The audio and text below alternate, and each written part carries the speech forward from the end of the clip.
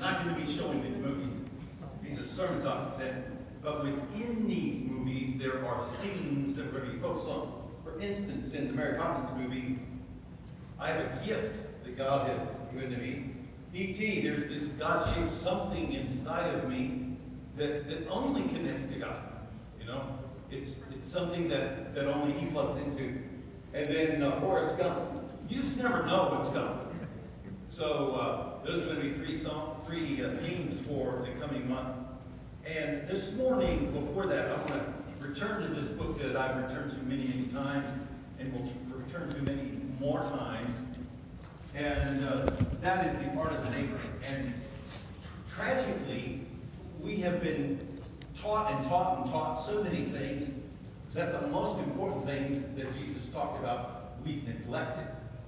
And so this morning, we're going to talk about that again. And I think one of the reasons that we don't do as well here as we should, we don't often know what Jesus meant when He said, love other people like you love yourself.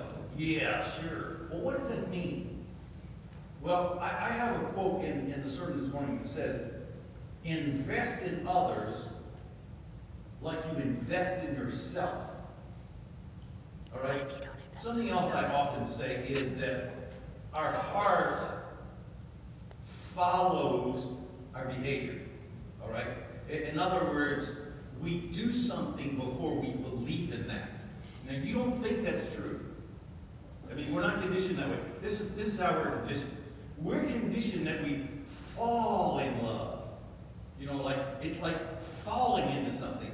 That's not how it happens. Okay? There is a process of activities that lead to loving something or loving someone. In other words, the behavior comes before the feeling or the emotion. And so I don't think that we have been taught how to love people as Jesus loved us and as we love ourselves. I love myself. No one had to teach me how to love me. No one had to teach me how to invest in me. No one had to teach me how to work and connive and to get my own way. I just knew how to do that naturally. So what he says is, he says, use this as the thermometer of loving other people. Now, you know I'm a great fan of Steve Hartman on CBS, and he does all these incredible stories. And I've got two that I want to show you this morning. And I think they say to us, how that you can practically, just in a real way, do this kind of thing. Because it's not that complicated. In fact, Jesus was the master of simplicity. He said, you know, I want you to learn to think as children. And I think that we honestly teach children to unbelieve. In other words, I don't think that we intend to do that, but I think that we teach them to fear, that we teach them to doubt, or that we teach them not to believe in something, so that they naturally start out that way, and it's almost like that we work the other direction. I want you to watch this video, and then we're going to do some sharing about this video. Watch this video if you would. Winning isn't everything. It's the only thing. He never met Merrick Bush, but Steve Hartman did on the run. Get a piece of him! Get a piece of him! As a state champion wrestler, Merrick Bush has very few real competitors. But the sophomore from Central Valley Academy near Utica, New York does have at least one rival. A junior from Indian River named Logan Patterson. Merrick met him on the mat earlier this month. I practiced hard that entire week, and I wanted to beat him. Terry Kavanaugh was the referee. I've been in sports a long time, and I've never seen anything like it. As expected, it was a great match. Until, with just about 30 seconds left, Logan twisted his elbow. Oh my God! Up to that point, Merrick had been losing. But Logan's arm was now so badly injured, there was almost no way Merrick couldn't win. So he told his coach, I got this, and went back in to do what he says he had to do. That's Merrick in the blue. Again, all he had to do was stand up and pin his hobbled opponent. But instead, Merrick did nothing. He just told Logan he was sorry about his arm and surrendered. Logan couldn't believe it. He just sat there. He didn't move.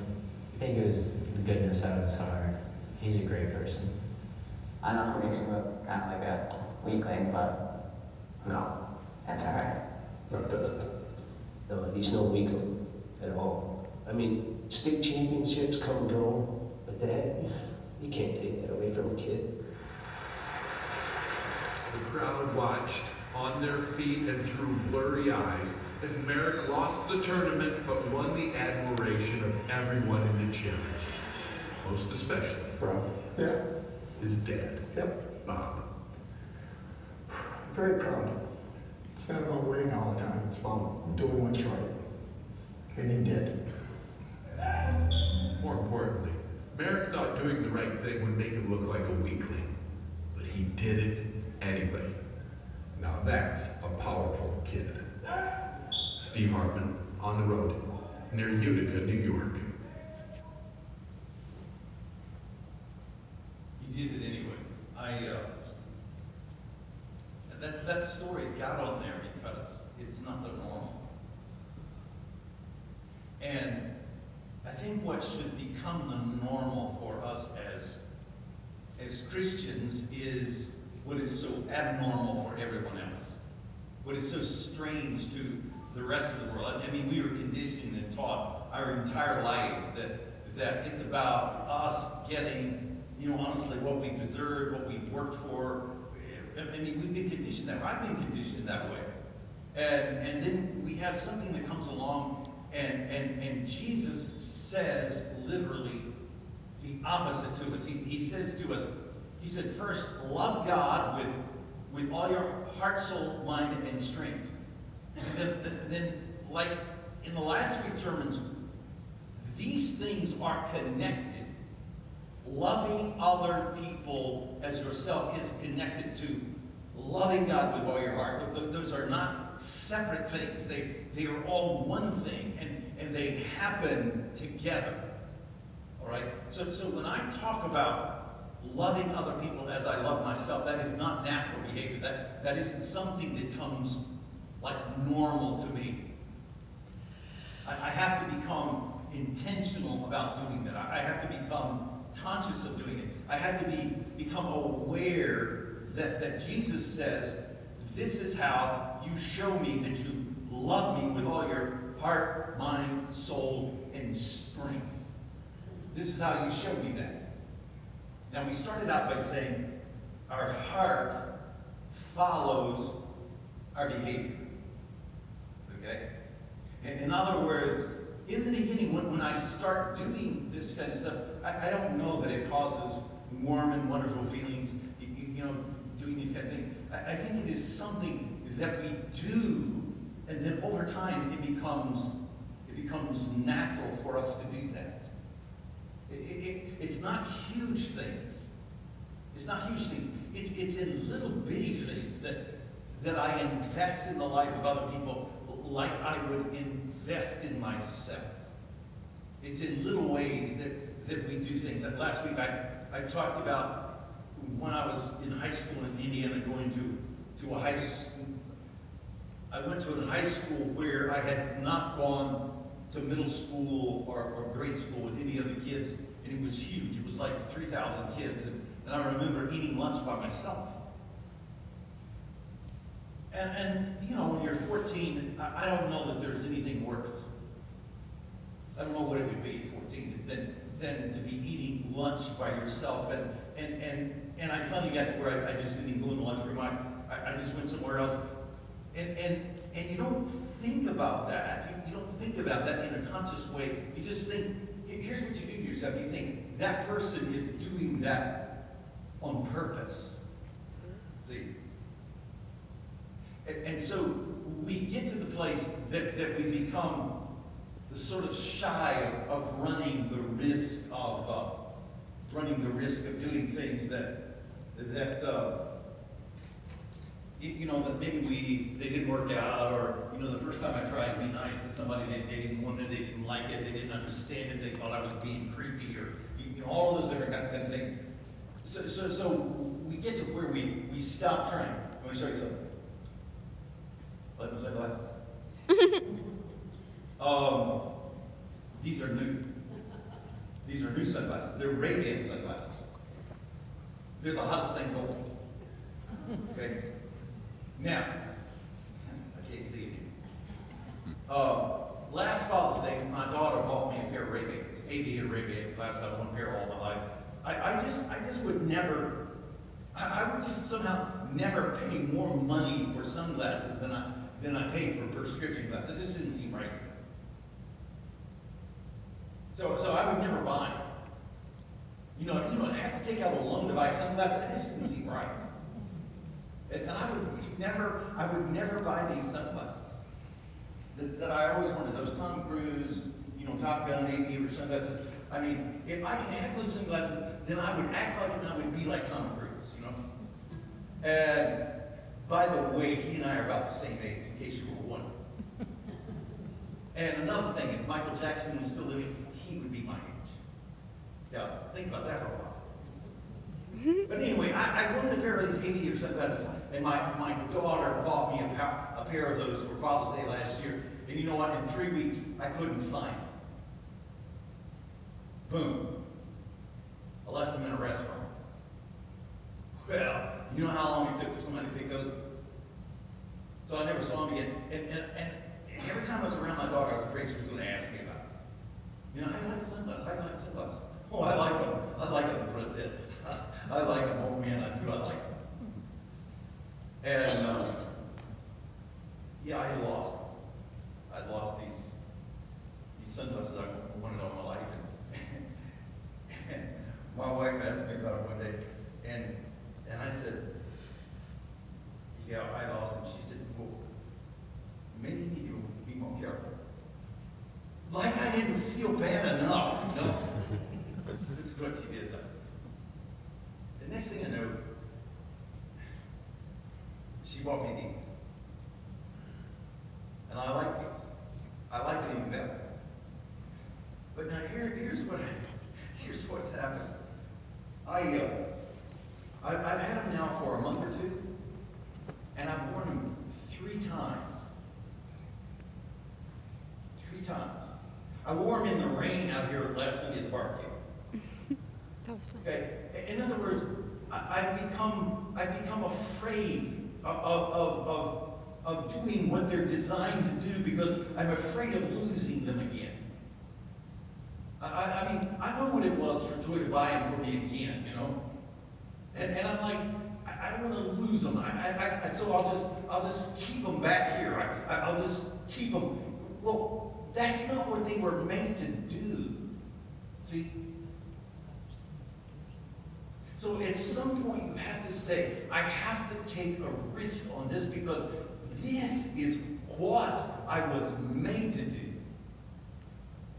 See, I was made to do this. I was designed by God to invest in the needs of other people the way that I invest in myself. In other words, to become conscious of the fact that somebody is sitting by themselves.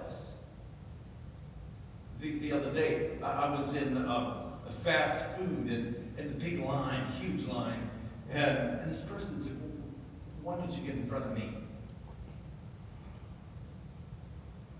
You don't think about this, but that person was thinking of me.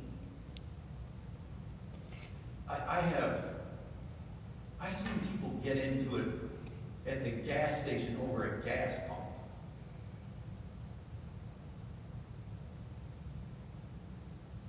You see, these are moments when Jesus says to us, you know how this kid stood out? I mean, he got on national news because he was that different. And one of the things that I've noticed, I have noticed when there is a relationship, there is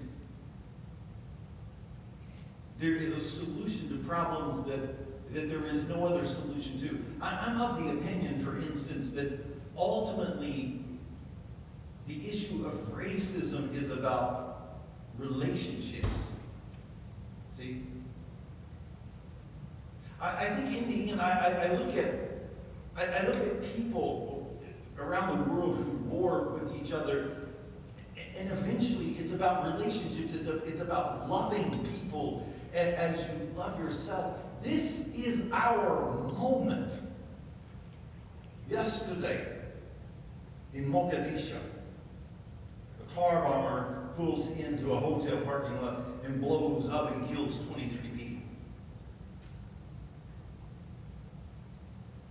These are people that are angry about the fact that other people got things they thought were theirs. Or that somehow the people that have power get everything. And you see, Jesus says, invest in other people the way that you invest in yourself. So you see, in reality, he's giving us the responsibility of being the solution. Not creating it, not promoting it, not talking about it. He is giving us the responsibility of actually being the solution. Yesterday, I was here at church, and I've met the people across the street here, and they have a dog that has 3 legs. And then your first impression is, oh, poor dog. Shelter dog, you know? I mean, you know. And I looked over there yesterday, the guy's throwing the frisbee, and the dog's, he's jumping out and catching the frisbee on 3 legs. And listen, the dog is having the best time of its life. I mean, it's just like next, we'll do this again. See? I mean, he's just having a great time. And the guy throwing the frisbee's having a great time. He's not focused on the leg that is missing. See? He's not focused on that. He has, I don't know that he was ever focused on that. But you see, we become obsessed, and I often say this, God didn't create us for justice. What? No. We're not about justice. We're about mercy. That's a different thing. Totally a different thing. Justice is that's for legal people. That's for governments. That's for lawyers. That's for judges. We're not about justice. We're about mercy. See? I will go 2 or 3 weeks and watch the news because it makes me angry. And I've tried different newscasts, and I finally got to where I watch Sky News. That's the British news. And I don't have to hear, I don't have to hear the trashing back and forth. I mean, they just report the news, you know. That's what they do. And I'll go for weeks and I'll watch Sky News, the British news. And then I'll kind of slip back and I'll watch this. I'll watch Fox for a day or 2, and then I'll get angry at them. And then I'll go back to CNN or CBS, and then I'll get angry at them. Listen. This is our moment. This is Christians' moment. This is believers' moment. He says, I am to invest in the life of other people like I invest in myself. Let them in traffic. See? This isn't about whose turn it is. It has nothing to do with that. Remember, we're not about justice. We're not about fair. We're about mercy. See? Grace. Unmerited. Undeserved. See? That's who we are. And you see, we stand out. Not because we're like them, but because we're not like them. I want to show you another video. And then I'm going to give Brittany back some rollover minutes. Let's do it. Captures a moment of remarkable kindness that is drawing praise from around the world, and rightfully so. Mark Strassman went to Tallahassee to find out how a college football star and a young student found each other in a school cafeteria. He just sat down with me. Bo Paskey was sitting alone in Montfort Middle School's cafeteria on Tuesday. It was right there. You looked up, and there he was. Yeah. And what did he say? He said, "Sup, dude?" He was Travis Rudolph, a star wide receiver with the Florida State football team. 5 players were visiting the school as part of a community service program. And what'd you guys talk about? He asked me, am I going to play in the NBA? And I said yes. Okay. And what'd you ask him? I asked him, are you in the NFL? And he said no. One little thing can change. Rudolph told us he noticed a young kid sitting off by himself and headed his way. Once I got those 2 slices of pizza, I just seen him by himself, and I was like, hey, this is like a spotlight, I guess. It's just something clicked in my head, just let me go ask him if I can sit with him and eat lunch with him. Someone snapped a photo of Bo and his new friend having lunch with no one else sitting close and sent it to the 6th grader's mother. Right here. Bo is autistic, and many days no one sits with him at lunch. The thought of him eating alone gets to you. Yes, absolutely. Leah Paskey will always remember the college football player's kindness to her son. He could have sat with anybody, Could not with anybody. and yet he picked He picked Bo. Bo, Yeah. who was sitting by himself. Yes. So I'm just moved with emotion at his generosity and his kindness. I haven't spoken to him. I don't know what made him pick Bo, but I'm so grateful he did. I'm so grateful he did. That was so kind. She thanked Rudolph in a Facebook post. This is one day I didn't have to worry if my sweet boy ate lunch alone, because he sat across from someone who was a hero in many eyes. That post has been shared thousands of times since. I definitely just hope, that kids just welcome him in, because he's a genuine person, and he can always be around me anytime. I was his friend. When Bo walked into lunch on Wednesday, every kid wanted to sit with him. I'm a superstar. Everybody recognizes me. No. This morning, Mark Strassman, Tallahassee, Florida. Oh, yes, brother, you are the man. Listen, that's us. That's us. That is who Jesus, that's why he put us here. That's why he put us here. I want you back here